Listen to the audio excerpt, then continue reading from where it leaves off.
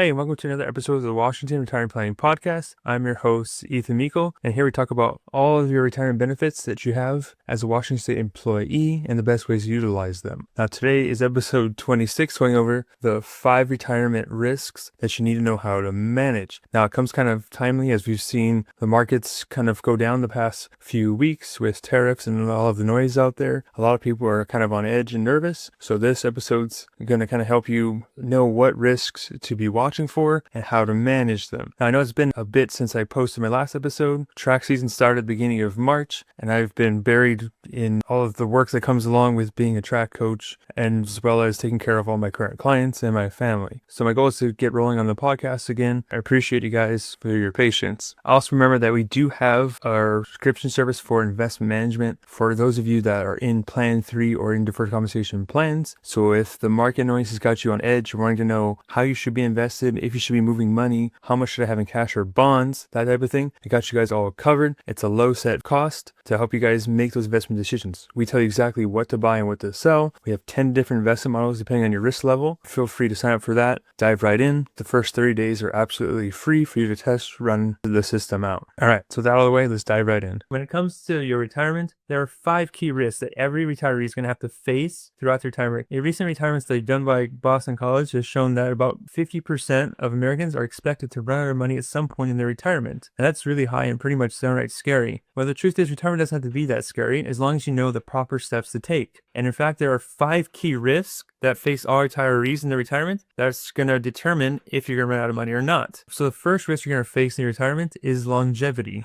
In other words, how long you live. Now, this isn't just any risk out there. It's the biggest risk you face, and it is a risk multiplier. You see, if you were to pass away just 3 years into retirement, nothing else matters. You probably didn't live long enough to have some kind of long-term care or medical event. You wouldn't have to worry about withdrawing too much money from your portfolio. You don't have to worry about inflation because you didn't live long enough to face those risks. But however, the longer we live in our retirement, the longer our money has to last, and the greater chance we stand of facing these other key risks in our retirement. The number one thing you should get from this video, if nothing else, is you have to take longevity risk off the table. You want to completely eliminate it, so it doesn't matter how long you live, you're never going to have to face running out of retirement. And I'll tell you how to do that towards the end of this video. Now, the second key risk people face is the silent killer or silent thief, and that is inflation, right? We all know that costs of food and other things we use on a day-to-day basis go up a little bit each year, and that can slowly erode away anyone's retirement accounts. So that's why people that have pensions or Social Security have those COLAs or cost of living adjustments attached to them. It's trying to help offset inflation. When it comes to your retirement planning, it's something else you want to make sure you're structuring your plan for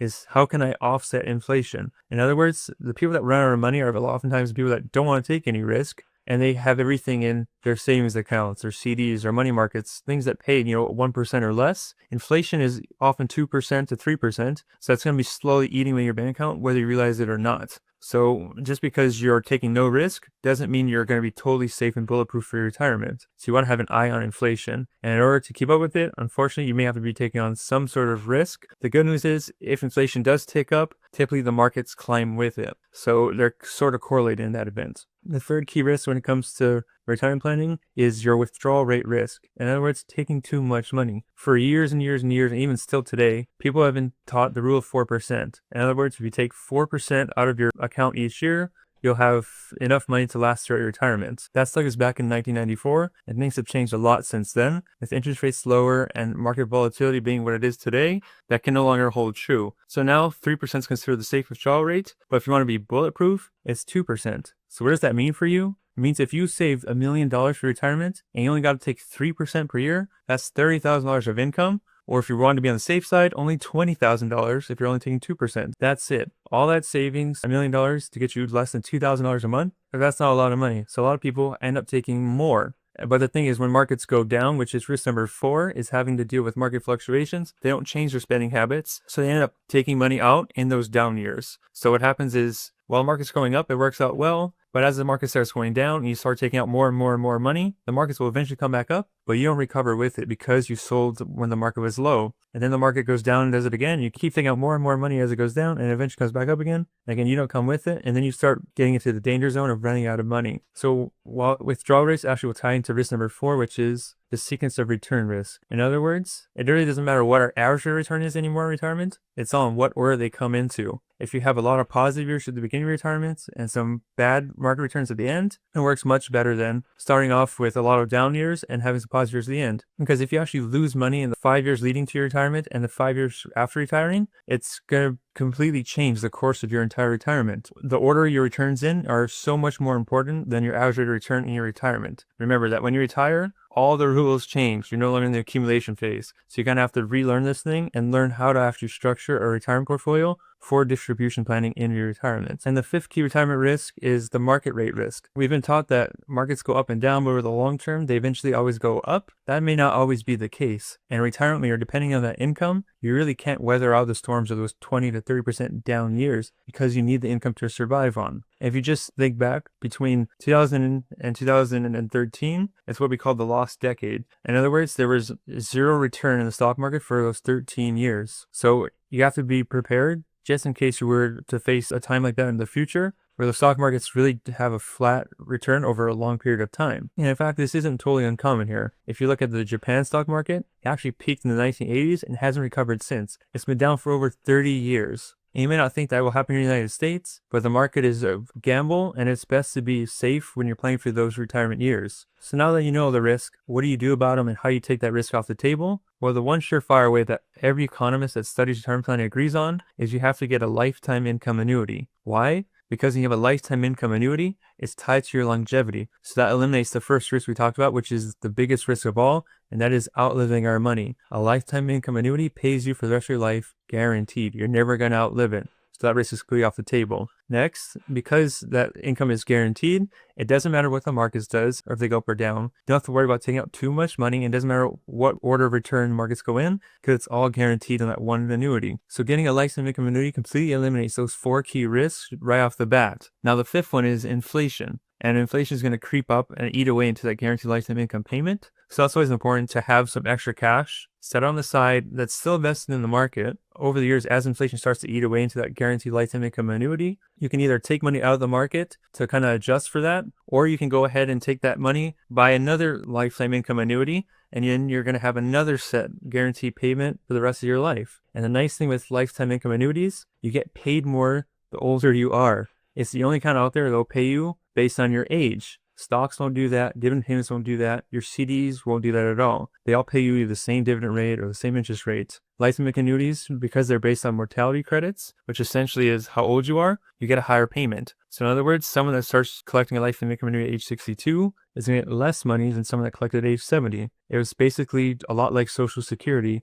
And by waiting longer to get your Social Security benefit pays you more is because Social Security is a form of a lifetime income annuity. Plain and simple, that's all it really is under the shell. So you can actually go ahead and buy yourself more guaranteed income just by using one of these lifetime income annuities. The question I want to answer for today, that it's one that I've been getting all week long, even last week. I'm in the middle of my spring reviews for my clients, and the question that keeps coming up over and over again is, what should I do with my Social Security benefits? If I'm not already collecting them, should I go ahead and just collect them now before there's nothing left, or before they start cutting benefits? And I know it's a scary topic when people start talking about cutting benefits that you thought were guaranteed to you, that you paid into, that ones are rightfully so, and now we're at this point where it seems like they may be going away, get cut. There's a lot of things and what ifs out there. The way I've been addressing my clients is, unless you absolutely need every single penny that the Social Security check is going to give you by holding off until a later date, they might make sense to just go ahead and collect them now.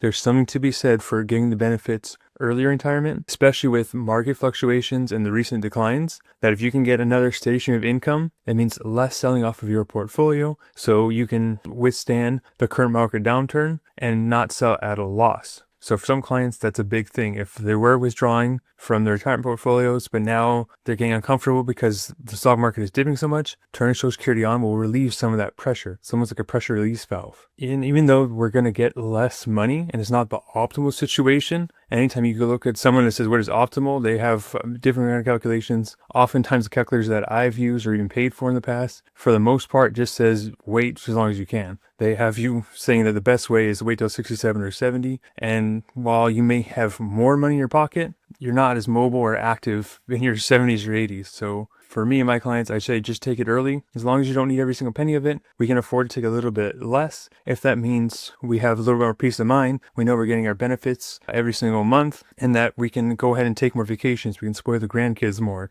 So there's a lot to be said about taking benefits early while they're still there. Now, if they were to cut benefits, yeah, you're going to be impacted. You're going to be impacted either way, but at least if you get them now, you might end up with more benefits than you would have otherwise. Now, this is not a recommendation to everybody to absolutely take it right now. I have a hard time believing that they actually would go that far. It seems like a very risky move. So I don't think they cut it. I really hope they won't do that. But at the end of the day, if it is something that is causing you stress, you're losing sleep over it, a lot of our clients, I'm just saying, just go ahead and take it now. A couple years earlier than we originally planned. Yes, it's less money over the long run, but it means more money right now while you're retired, while you can still enjoy it. We can back off on the retirement portfolios if we were taking it.